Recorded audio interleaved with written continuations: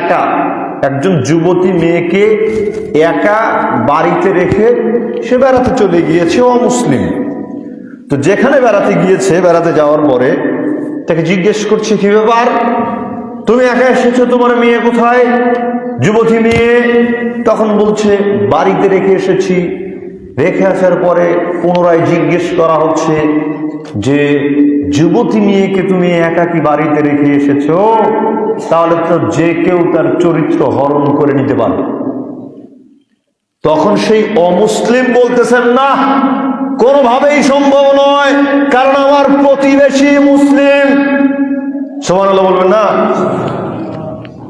তার নিরাপত্তা কি জিনিস বুঝতে পেরেছেন? সে বলতেছে, আমার মেয়ের চরিত্র হরণ হওয়া কোনোভাবেই সম্ভব নয়, কারণ আমার প্রতিবেশী যারা আছে তারা মুসলিম। ওনার বিশ্বাস ছিল মুসলমানদের মধ্যে বসবাস করলে অবশ্যই অবশ্যই, যুবক হোক যুবতী হোক, সে নিরাপদ।